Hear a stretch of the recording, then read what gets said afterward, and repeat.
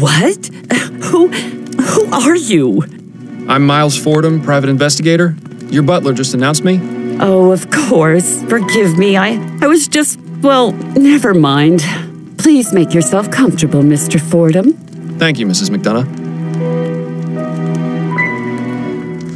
They look expensive, but I bet they're totally worthless. I feel sorry for the sucker who has to clean them. They look expensive, but I bet they're totally worthless. They look just a painting of some boring old aristocrat.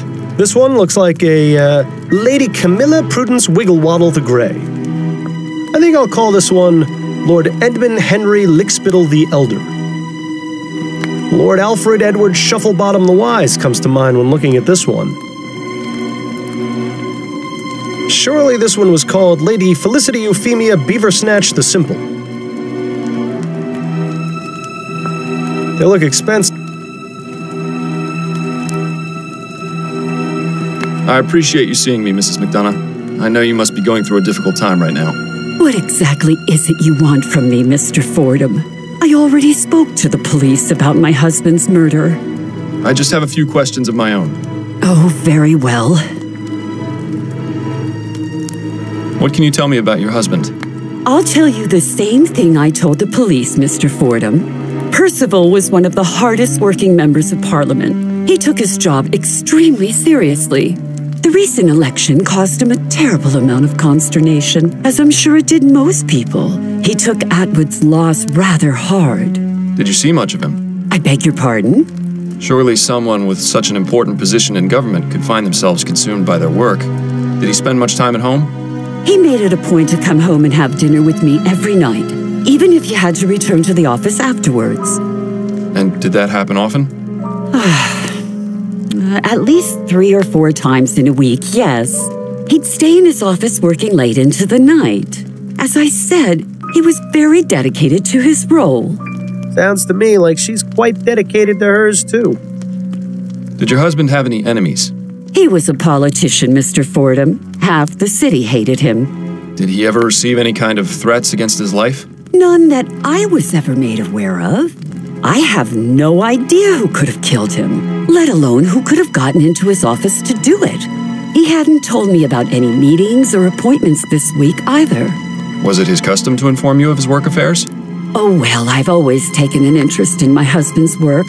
He'd often mention initiatives he was working on or people he was meeting, that sort of thing. Nothing sensitive or confidential, you understand. Just conversation about his day. Can you think of any reason why your husband would have been murdered? Not really. He was a vocal opponent of the construction of the Gascogne-Chumley Bridge, but I hardly think that would have been sufficient reason to drive someone to murder. Why is that? Well, it's just a bridge, isn't it? There are plenty of other ways to get to Chumley. I meant, why was he opposed to it? Oh, because the amount of money required to build it is exorbitant. Public funds should be used on roads and buildings that are falling apart. What's the point of having something shiny and new if everything around it is in disrepair? How are you feeling, Mrs. McDonough? My husband of 42 years was shot in his office. How do you think I feel? Tactful as always, Fordham. How do you do it? My apologies. Perhaps that wasn't the most appropriate question. Is there anything I can do to help? You can start by finding the monster who murdered Percival. Do you know anyone named Shackley? No, I've never heard that name before. Why? I saw your husband had a meeting scheduled with him shortly before his murder. That can't be right. He didn't tell me about that. He always told me about his meetings. It was written on his office calendar, clear as day. As I said, I don't know who that person is. Why wouldn't Percival have told me about their meeting? Why indeed? Are you familiar with the art of cryptography, Mrs. McDonough? What an odd question. It's just I noticed several books on the subject in your husband's office. Oh, well, yes. Percival was interested in cryptography and secret messages and the like. He would sometimes leave me coded notes when we first began courting many years ago. What kind of notes? Oh, now, Mr. Fordham, those were private. But Percival got a thrill out of knowing I was the only one who could read them. Sometimes he would write them using a special ink that would only appear when the paper was heated. I can't remember the last time he did that, though. Are you familiar with someone named Ruby? I can't say I am. Who is it? Just a name that's come up in my investigation. Sounds like the name of a trollop, or perhaps a dog. Have you heard of the Justice Killer? That was the name the police mentioned when they told me about Percival's murder. It's absolutely terrifying to think that one sick person could be capable of such evil. Why is he called the Justice Killer? What justice was done by murdering my husband? I'm afraid I can't answer that right now, Mrs. McDonough, but I intend to find out. Those are all the questions I have for now, Mrs. McDonough. All right, Mr. Fordham.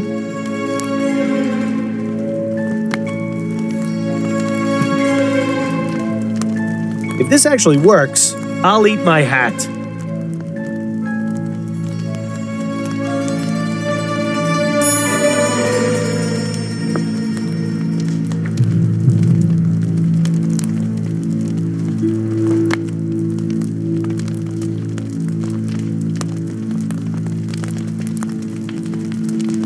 Well, I'll be damned. Can we talk some more, Mrs. McDonough? I suppose so, yes. Do you know anything about this letter? I'm afraid I don't have my spectacles. What is it? The coroner found it in your husband's pocket. He gave it to me because he thought it was blank. But after you told me about your husband's propensity for writing secret messages, I decided to try exposing the paper to heat. Allow me to read it to you.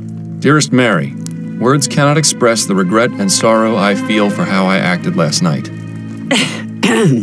I swore to myself I would never harm you again after the last time, but I have failed us both. It is my deepest hope that you can forgive me and trust that I will never allow this monster out again. I see. May I have that letter, Mr. Fordham? I'm afraid I have to keep it for now. It's evidence. I suppose that does make sense. Mrs. McDonough, did Percival mistreat or abuse you? He wasn't a bad man, Mr. Fordham. I wouldn't have married him if he was. It's just the stress of his responsibilities would sometimes oppress him. I would try and offer comfort, soothe his nerves, but there were a few instances where he lost control of his passions. Did he ever hit you? He did. How many times did this happen? Oh, I don't know. Maybe 2 or 3. You don't exactly count these things. What a bastard. Maybe it serves him right for getting shot. Thank you for your candor, Mrs. McDonough. Can we please talk about something else? Those are all the questions I have for now, Mrs. McDonough. All right, Mr. Fordham.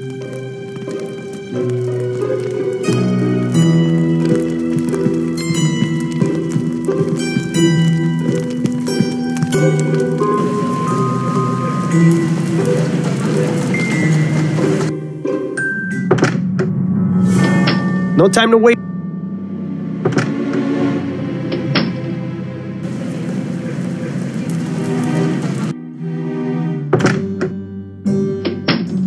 Fordham, how goes the investigation?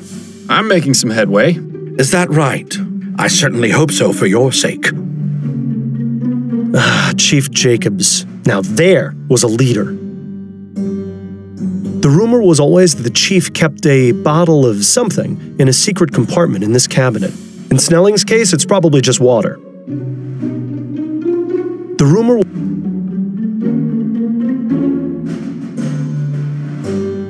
Every book and file in there is organized to perfection. I'll bet Snelling gets flustered if anything is even a millimeter out of place. You should bump into the side when he's not looking. Every book, you should bump... You should bump... Chief Snelling? Yes, Fordham?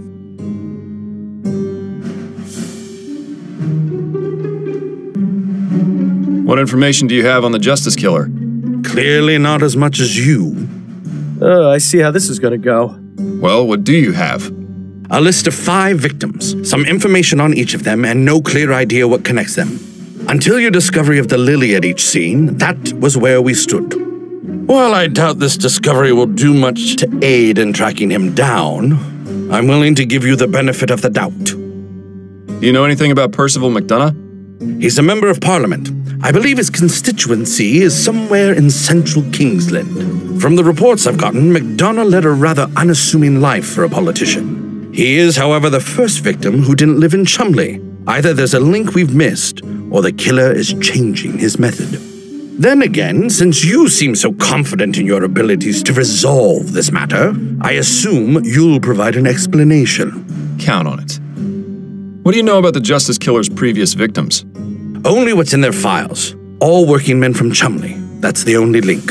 You didn't look further into their personal lives? Maybe they had some social connection. As I said, the detectives found nothing. You seem to think you can do better, so I'll leave it up to you. You have to wonder how much more thorough the department's investigations would have been if the 4 men were all rich like McDonough. So I see the department is still running like a well-oiled machine. It is, in fact. But I'm sure Upton has kept you well informed of our activities. Incidentally, the woman accused in the Harris kidnapping is set to testify in court today. Linda Walker's trial is today? That was fast. Indeed. Sometimes the wheels of justice grind slowly. Sometimes they spin out of control. She'll be taking the stand within the hour. If you care to hear her for yourself, best get going soon. Listen, about Leger's death. I don't want to hear it, Fordham. What happened, happened. Nothing you can say is going to change my opinion on the matter. And if I manage to find the man responsible? The man responsible is standing before me. Even if you manage to find the culprit you let escape, it isn't going to bring Leger back from the dead. But it will bring closure to the matter. If that thought is what allows you to sleep at night, then so be it. What makes him think you sleep at night? Enjoying your new position, Snelling? Reaping the rewards for years of hard work and dedicated service. A gratifying feeling you'll never be able to experience. Oh, I get my gratification in other ways.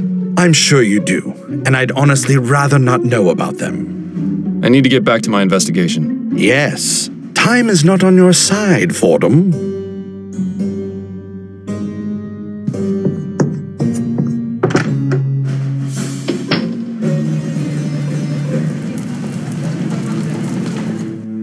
Remind me, Miles, why are we here again? Is this for your own personal satisfaction, or did you expect her to have some useful information? Shh. Mrs. Linda Walker, you stand accused of kidnapping Charles Harris. What have you to say in your defense? I had to see if I could speak with my son Alexander again. Yes. According to your initial statement, you seem to believe that the Harris child is the reincarnation of your own deceased son. All the evidence was there. I thought it had to be him. And in regards to the execution of your plan, you secretly administered a soporific drug to your friend and the Harris family nanny, Mrs. Henrietta Davis? Is that correct? Yes. I felt terrible about doing it, but there was no other way. According to your journal, you used a mixture of chamomile and valerian, instructed by a Samuel, if I'm not mistaken. Yes. Samuel is a friend of mine. He works at the docks, and he knows all about plants. I asked him what the best combination of herbs would be to put someone in a deep sleep. So it was your idea, and not his? Yes, that's right. He only told me about the plants. He's quite the expert. Why, you should see his collection of Easter lilies. Did she just say what I think she said? Now then, let's turn our attention to the night in question. Interesting. This Samuel person might be worth looking into, although we can't waste time searching the docks with just the first name. I'd make a note of it, just in case it becomes relevant later. All right, I've had enough of this courtroom. Let's get back out there. Time's running out.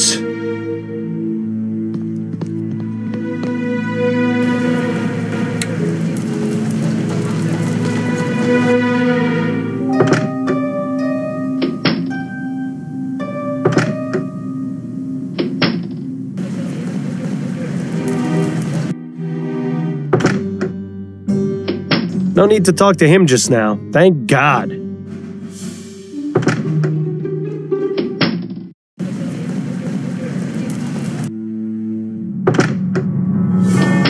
No time to waste with further conversation right now. You've got a killer to find.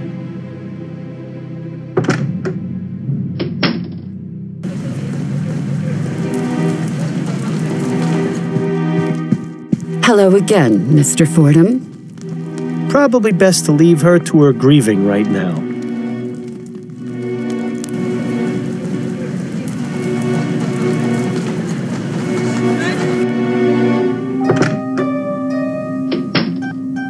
It looks pretty. Not a mostly should have listened.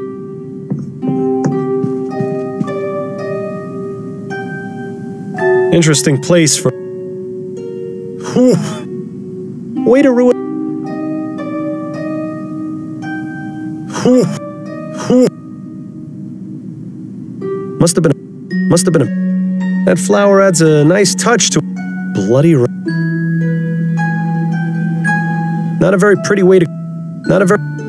The flower certainly brings the room. You have to wonder. At least this. The justice. Pretty flower.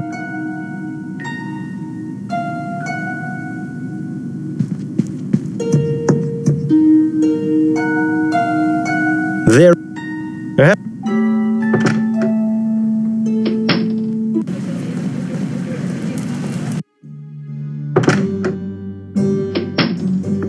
No need to talk. The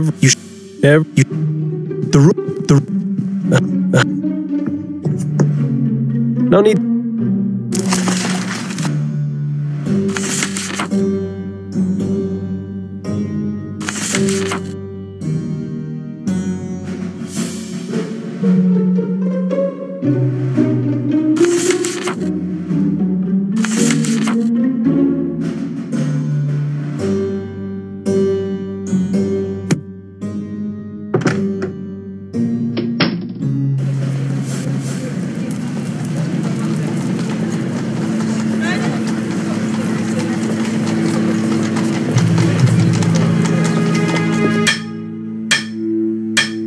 Remember, a black eye is not a badge of honor. Anyone picking a fight will be dismissed immediately. Well, that's hardly any fun, is it? I thought about a career as a mechanic once. Glad I chose police work. Way less messy. Good evening. Oh, it's you again. Small world. Indeed. Mr. Shaw, was it? That's right. So, what brings you around to the cab depot? I wanted to ask you some questions if you can spare some time. Shouldn't be a problem. Did you know Reggie Willingham? Reggie? Sure, I knew him. Well, just as rather I didn't. Oh? Why do you say that? The man was a bore, a scoundrel, a no-good bounder. I wish he would tell us how he really felt. Only reason they kept him on here was because he was a good driver. So it's fair to say you didn't like him? Nobody did. When I heard he'd been killed, wasn't exactly a surprise. If I treated people the way he did, Could you elaborate a bit on Mr. Willingham's behavior? Oh, he was a proud one. Thought he was God's gift to mankind. Always strutting around, bragging about how many gratuities he'd earned or how many fist fights he'd won against drivers from Phillips. He had the shortest fuse I've ever seen, too. Just looking at him the wrong way could set him off. I'd always laugh to myself when he'd brag about how many women he'd had in a week. Why is that? Because it was obvious he had to pay for the pleasure. A man like that isn't going to get a woman otherwise. I may not be a hit with the ladies, but even I know that being a bastard is a surefire way to drop them off. Are you familiar with the so-called Justice Killer? I've heard a few rumors here and there about some murders in the Chum, but I haven't paid them much attention. There's plenty for me to worry about in my own life. Aren't you concerned for your safety? Not really. Well, I haven't done anything wrong. So if this loony's going around doing justice, there's nothing for me to worry about. He makes a good point. I think we need to get a better idea of what exactly these victims did to incur the wrath of our killer. What can you tell me about Colson Cabs? Not a bad place, really. Only problem is the number of people always coming here for work. Lots of folks think driving a cab is an easy job that anyone can do, but that's not the case. You need to know this city like the back of your hand, and it helps to know how to drive. So we get lots of fellas starting here who don't have the slightest clue what they're doing. They don't last long. What about the automated cabs? Are those a problem for you? I prefer not to think about those. Coulson has said he's got no plans to replace his fleet, so it's all that matters to me. Are you still living in Pumblechook Place? I am, sir. Things are more or less the same, except Roger's not around anymore. Suppose he must have moved on. Hope he isn't planning on coming back, because his paintings made for great kindling. Oh, I have a feeling he won't be. I appreciate your time, sir. Pleasure's all mine. A good old reliable hansom cab. Nothing fancy, just gets you from point A to point B, the way it should be.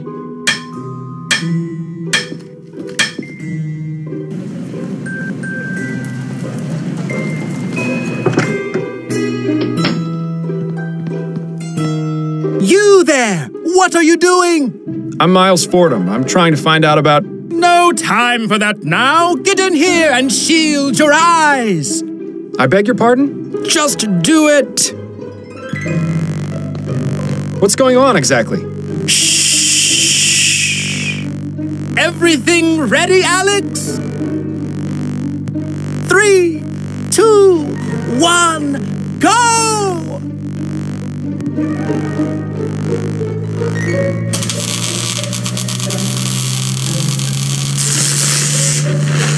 Amazing! It works! It works! What works? Etheric lamps! Our experiment was a success! What exactly have we wandered into here, Miles? It's the bunch of crap they used to build street lamps with. Too bad you didn't get a chance to read that sign before their little experiment. I wouldn't get too close to that thing. It might end up turning you inside out. I wouldn't get too... So this is where all the lamps in the city come from. I can't believe I never bothered finding out before. So this... May I ask you a few questions? Of course! What would you like to know?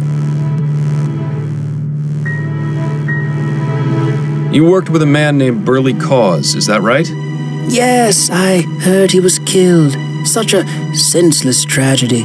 It's a shame he missed out on our demonstration. He was really interested in etheric technology. Wasn't he concerned about losing his job to these technological advances? He had no reason to. It's been made clear to all the workers that there will always be a place for us, even if our jobs are made obsolete. Unlike some other places, we take care of our own here at the Lamplight Depot. How noble. But I'm pretty sure he's full of more hot air than the HMS Lenore. Is there anything you know about Mr. Cause's personal life that might be relevant? I know he was married, but I don't believe he had any children. Oh, and he used to talk about his love for fishing. Could you give me his home address? Perhaps his wife will be willing to speak with me. Yes, certainly. He lived at 820 Orchard Avenue, apartment 2A. Thank you for the information. Do you know any details about Mr. Cause's murder? Unfortunately, I don't. The police were here asking questions, but they didn't give me many details. Do you know of anyone who might have wanted him dead? Not at all. Burley was very friendly, always treated everyone around here with respect. You know, it's sad to think that for all our leaps forward, we're still really just a bunch of savages. Are you familiar with the Justice Killer? I've read about it in the newspaper. A horrible business. It makes me wish we could install more street lamps to keep this city safer at night. Someday, I hope to realize that dream. Then we'll really deserve to be called Lamplight City. You think brighter streets will stop serial murderers? It's well known that crime rates are lower in Lyon and Worcester, and they have many more street lamps per square mile. I'm sure it has absolutely nothing to do with the amount of wealth in those areas. It has to be all about the lighting. You mentioned something about etheric lamps? Yes! Weren't you paying attention to our demonstration? You have just witnessed history! What I witnessed was a blinding flash of light. Exactly! That flash was the result of years of painstaking research and experimentation. It means that not only does ethericity exist, but it can be used as a source of illumination. If these experiments continue to be successful, as I suspect they will, we'll have etheric street lamps before the end of the decade. Imagine lamps that burn twice as bright, 4 times as long. Oh, this will change everything. And if it's like anything else we've seen, it'll put a lot of people out of work, too. What is it you do here exactly? Oh, several things. This is the main hub of the city's Department of Illumination. It's really just a grandiose way of saying that this is where all affairs related to street lamps and public lighting are taken care of. But, in addition to sending out lamplighters or mechanics to repair damaged lamps, we also do research into new methods of illumination. That's what my personal specialization is. I help develop and test more efficient ways of lighting our streets. I guess you could consider me a modern-day Prometheus. Yes. More like an everyday pretentious. Thank you. Your cooperation is much appreciated. Happy to help.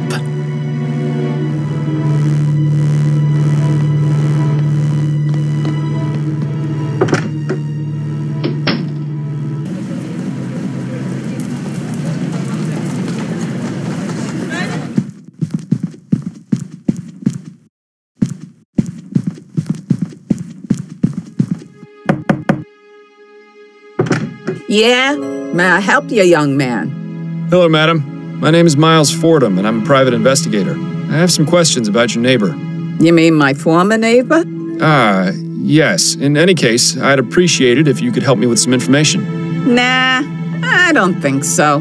The last person to ask me about him was that awful policeman. I don't want to have to go through that again. I'm sorry you had a bad experience, but I can assure you I won't give you a hard time. Well, that's easy for you to say, but actions speak louder than words.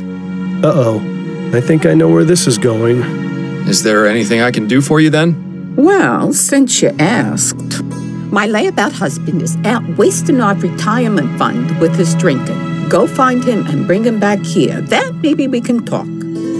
Oh, wonderful. Now we're playing babysitter. You'll find him at the Silent Raven. It's not too far from here. Yes, I know it. Good. My husband's name is Kurt Williamson. You tell him his wife Ethel wants him home at once. I'll do my best, Mrs. Williamson.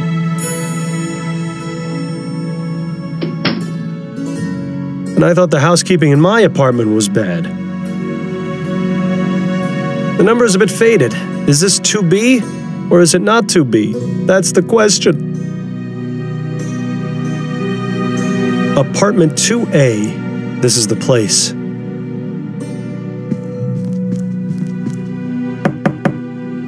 There doesn't seem to be anyone at home.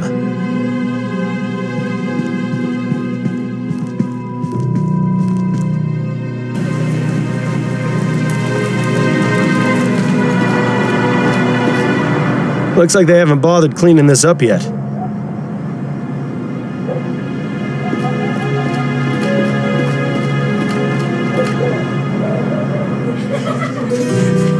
Doesn't look like cleaning up is high on the list of priorities around here. Doesn't look like cleaning up.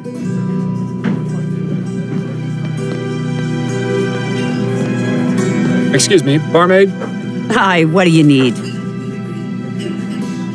Do you know anything about the man sitting at that table over there? Not really. He comes in here a few times a week, but he mostly keeps to himself. I see his type all the time, though. Older, probably retired and looking to escape his home life. I feel sorry for him, but that sort of customer is my bread and butter. Are you familiar with the Justice Killer? What is that, some fancy drink concoction? No. It's the name that's been given to a serial murderer here in the Chum. I see. Never heard of him. And if he's smart, he won't show his face around here. You know, this place suddenly feels just a little bit safer. How are things here now that the election hubbub has subsided? Oh, right. I thought you looked familiar. You were the one in here asking about the fellow who was killed. That's right. Well, there hasn't been too much excitement since then. I've hardly had to toss anyone out. which is a right shame. Why's that? Kicking out a rowdy customer shakes things up a bit on a quiet night like this. Gets the blood flowing, you know? What would a customer have to do to warrant being thrown out? My general rule is if they're being a nuisance, they're out.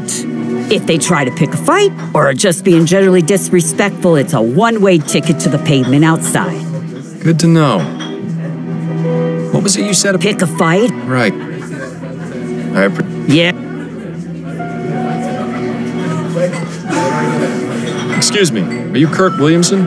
That's right. Who are you? Miles Fordham. I'm a private investigator. Oh, yeah? What is it you want from me? Ethel sent me to tell you she wants you to come home right away. I should have known. I can't get away for more than a few hours before she's put the entire city on high alert. How much of my retirement fund did she waste on getting you to come down here? I'm only doing this because I need some information. The joke's on you, then. You can just go back and tell her I'll come home when I'm damn well ready. Why is it you're so averse to returning home? I enjoy going out and having a good time. Is that so wrong? Your wife told me she doesn't like you spending your money on drink. What I spend my money on is none of her business, and even less of yours.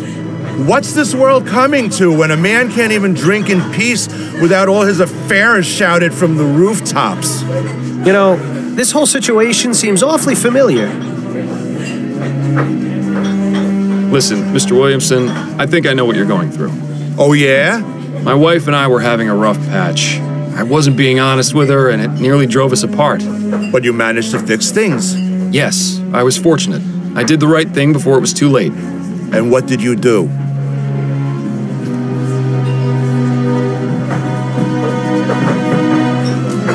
It was simple. I just communicated honestly and openly with her. I told her what was wrong and how I was feeling. And you know what? She listened. Have you ever told Ethel why you like going out? No.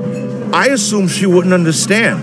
I really wish she would come out with me, but I know she'd never agree. How do you know? Have you actually talked to her about this? Well, no. Well, then maybe you should. If she knew you wanted company, she might just give it a try. You know, I never thought of it like that. I'm going to go home right now and tell her. And if she refuses, well, at least I asked, right? That's the spirit. Thanks for the advice, friend. I really do appreciate it.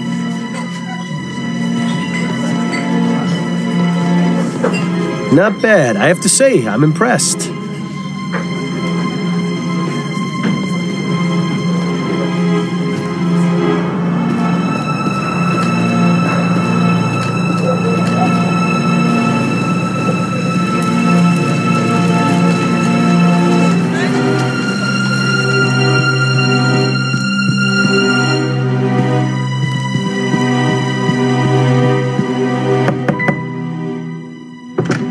Mr. Fordham, thank you so much for getting Kurt back home.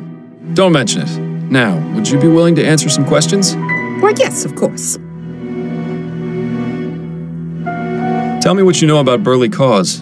He and his wife hadn't been living next door very long, maybe 4 months or so. But I didn't talk to either of them very much.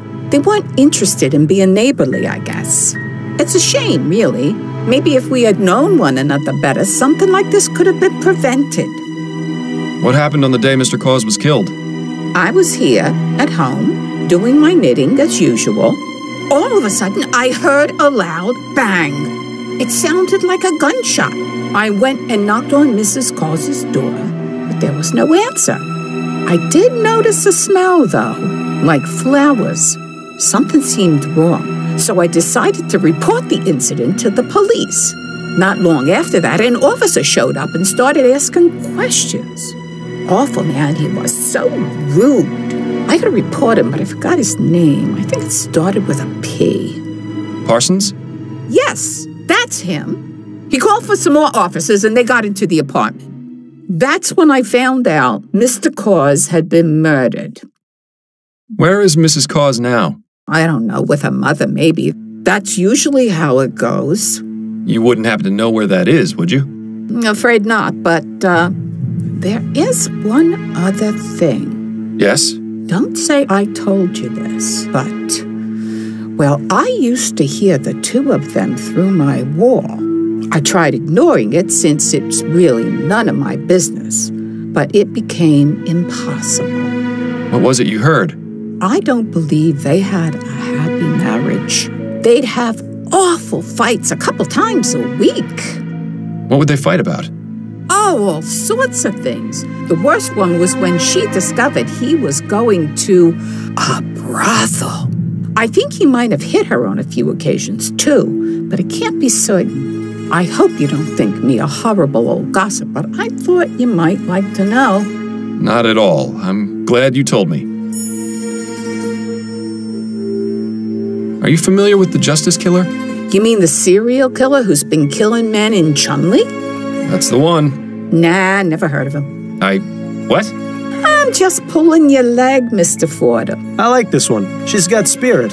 Unfortunately, I only know what I've read in the Gazette, but it's scary to think some maniac is loose on the streets doing such terrible things. And with Kurt going out by himself for hours at a time, oh, I don't like it one bit. How long have you been living here? Well, Kurt and I moved in shortly after we were married, so it's been about 34 years. Goodness, that's a long time to be living in one place. Yes, well, the building may be a bit run down, and it gets colder than cold in the winter, but the rent has always been cheap. You can't really ask for much more than that. I appreciate your time, Mrs. Williamson. Have a good day, Mr. Fordham.